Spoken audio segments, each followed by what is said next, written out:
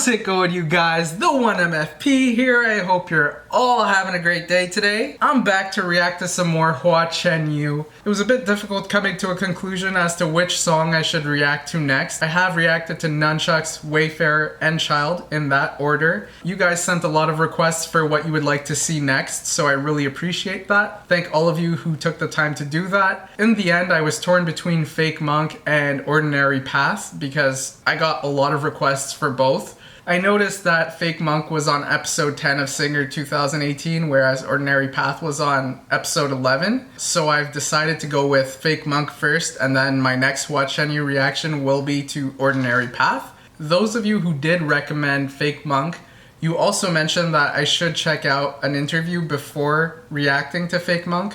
So I have gone ahead and done that. It was a very revealing interview. Hua Chenyu was very open about his past and his upbringing. Basically what I got out of it was Hua Chenyu's parents were very busy when he was a child. As such, he didn't get the love, the care, and the attention that he needed as a child. The consequence of that is he became a reserved person. It was hard for him to open up to anybody. You know, as much as he felt he needed love, if he wasn't getting love from the people he trusted the most, those people being his parents, he felt undeserving of that love and that attention. So it put him in a really difficult position where he needed love, but he was rejecting love. You know, he wasn't getting love from where he needed it from at first, so he didn't allow himself to get love from other places. He didn't feel deserving of that love. In that difficult position, he turned to music. Music was something that allowed him to express those emotions he was feeling. It allowed him to free himself in certain ways. And basically, to conclude that, he talks about, you know, how he connects with the emotions behind lyrics, how he uses that emotion to compose music, how he uses that to write lyrics. It's a really good explanation for why his performances have so much emotion behind them. It's a good explanation for why he's able to convey the emotion behind the lyrics. He's able to internalize the emotion by relating it to his own experiences, and he's able to bring it out and display it on a live stage because he truly feels it. And you know, to me, that's what separates a good singer from a great singer. You know, you could be really strong technically as a singer, but in my opinion, the best singers are the ones who are able to really connect with the emotion of the songs. It allows the artist to tie the melodies of the vocals and the instrumentals to the lyrics more tightly, and it makes the song as a whole more cohesive, and as such, it makes it more relatable for the listeners. And when it comes to Hua Chenyu, he definitely fits that description of somebody who's able to dig deep down and connect with emotions that are very real and that he feels strongly about. That's what makes these performances so strong. But anyways, let's get right into this reaction and see how he does that with this song. And if you're new to this channel, welcome. My name's Matt. I post reaction videos here, so if you enjoy that type of content and you like what you see in this video, please take the time to check out some of my other reactions. If you enjoy those, please hit that subscribe button. I always appreciate the support. Now let's get right into this. Hua Chenyu performing Fake Monk at Singer 2018.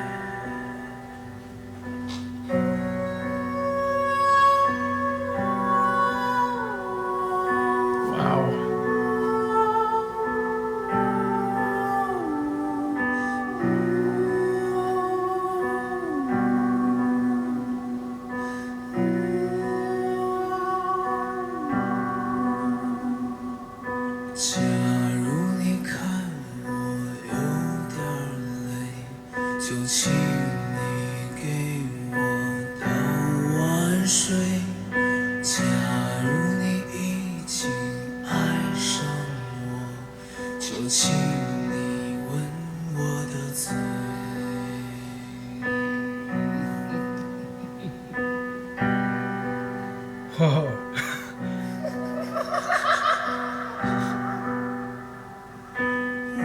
They're like so creeped out.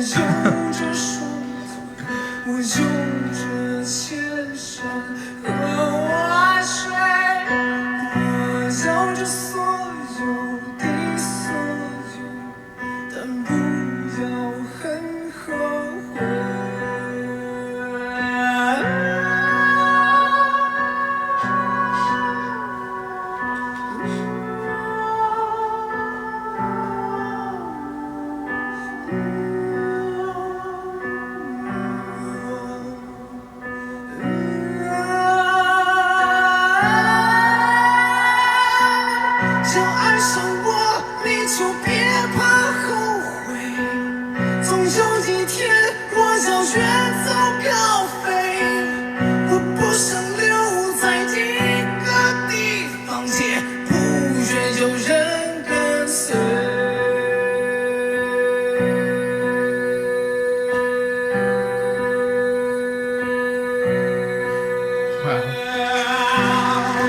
有人跟随。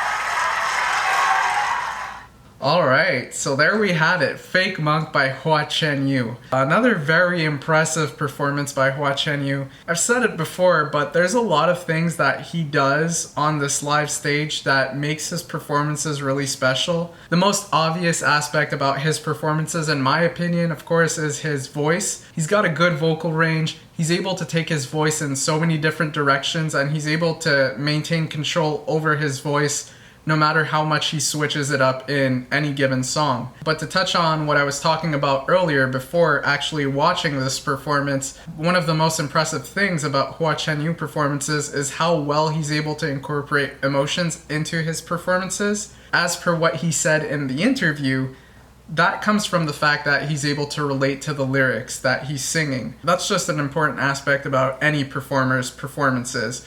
You know, if you're an actor and you want to act a certain role, you have to be able to relate to certain aspects about the character you're acting out. If you're not able to relate, then you're basically just acting out what's on a script and you're following the directions of a director. You know, that's going to be visible on screen to the viewers. Now, when it comes to singing, it's very much the same thing. The singer or the performer needs to be able to relate to what they're talking about. If they are indeed able to relate to the emotion behind the song, they'll be able to put themselves in the shoes of a person feeling what's being said. And, you know, that just takes the performance above and beyond. It allows the audience to really be able to connect with the performer because it's like a moment of vulnerability, you know? It's like a conversation with a friend. If a friend is just telling you information, you'll take it just as that. You'll internalize it as information. But if somebody's telling you their life story and they're really, you know, spilling out their emotions to you, you might be more likely to listen, to understand, and to try and help out this person. And that's just what separates a good performance from a great performance to me. You know, a good performer is going to be really strong technically. A great performer is going to make the audience feel something. And that's definitely what makes Hua Chenyu's performances special to me. He's got these really strong vocals. He's got a really good understanding of how to use those vocals. But a lot of that understanding also comes from his ability to connect emotionally with the music. He basically targets emotions in the music and he uses those emotions to help guide his voice. Now, to discuss those emotions a bit, he referenced his feelings of self-contradiction when talking about his song choice here with Fake Monk. He related this to his youth and how he needed love, but he wasn't getting it from his parents. So as he grew up, you know, not having received that love from the people he trusted the most, it was hard for him to let anyone else in. It was hard for him to allow himself to be loved. So that's part of what fueled this self-contradiction. Part of him was craving love. The other part of him wasn't allowing himself to be loved. That's the thought that he uses to help guide himself through this song. Now, if we get into the lyrics of this song, he talks about wanting to travel, how he wants to go from south to north. So very early on, he's painting this picture for us of somebody who's traveling. We don't know yet why he's traveling, but the very next line puts it into context for us with him saying he wants to be seen by everyone. That's pretty interesting because when somebody says that they want to travel like this, you know, they want to journey, it's for some type of self-discovery. We saw that a bit with Wayfarer. You know, we had somebody who was lost and they were pretty much journeying to find themselves because they didn't have answers to questions they had. They didn't feel like they were in control of their life, so they were just gonna, you know, let life take them wherever it was gonna take them, and that was gonna be their journey. So there's a self-discovery element to that. But here, it's for recognition. He's seeking some type of validation.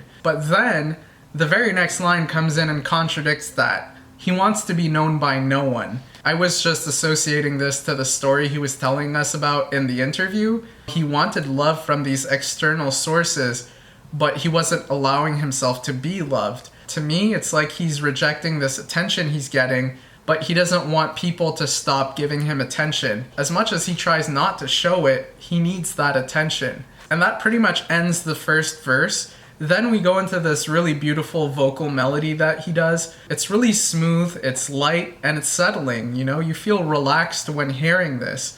Over the course of this song, he's gonna use it to tell a story. You know, just through that vocal melody, he's gonna tell a story that, you know, when you put it together with the rest of the verses, it just makes a whole lot of sense. And I'm gonna get into that as we progress through the song. But, you know, after this first section where it's just beautiful and light, we go into what I guess I would call the second verse. He says, "If you see that I'm a little tired, please go and fetch a bowl of water for me. If you have fallen in love with me, please kiss my lips." And here we have another form of self-contradiction. You know, just before he was saying he doesn't want to be known, but now he's asking for affection. You know, if you see him being tired, offer him some water. It's a lot easier for someone to notice that you're tired or sad or, you know, any other feeling. It's easier for them to notice this if they know you personally. But now here, he's asking for that kind of help without having anyone who really knows him, because he's shut himself off from the outside world in that manner. He doesn't want to be known, but he wants the positive things that come out of being known. And we see this again in the very next example where he's talking about love. You know, it's a bit harder to fall in love with someone that you don't know. And I found it really fitting that he follows that up with this laugh. He's just singing in this beautiful and melodic manner, and then out of nowhere he comes in with this laugh, and it's unexpected to say the least. And that goes back to what I was saying earlier about how he's able to really connect with emotions behind the song. We just have this whole verse that summarized self-contradiction, and it ends off with this laugh. You know, he doesn't know what he wants. If we go back to that first verse where he ended with that light melody, you know, that's replaced with a laugh here. And I think that's just so fitting, because the first one is highlighting that feeling of being lost, but then this laugh in the second verse, it's highlighting this feeling of contradiction. It's like he's having this internal conflict and he doesn't know what he wants. Then we get into the rest of the song, and the self-contradictions just multiply and they're amplified. He carries on to talking about wanting to journey. He talks about these rivers and these mountains, and he wants all of them, but he doesn't want any of the negatives that come with them. And throughout the next section, he's just holding his face as he sings and as he plays the piano. As soon as we exit that section and we get into, I guess, what we would call the chorus, he takes his hand off of his face and his hand just starts shaking in the air. Now we went from him being caught up in his head to him being frustrated, and you're hearing it in his voice as well. So once again, he's just doing a really good job of communicating the message that he's trying to convey. We have the self-contradiction in the vocals. We have the inner conflict in the mannerisms, with his hand being on his face, with his eyes being shut, and we have this look of frustration once he opens his eyes and once his hand is taken off of his face and starts shaking. We also have it in the vocal style. He just has these effective ways of translating these emotions into visual cues and into sound. And you know, this just progresses throughout the song.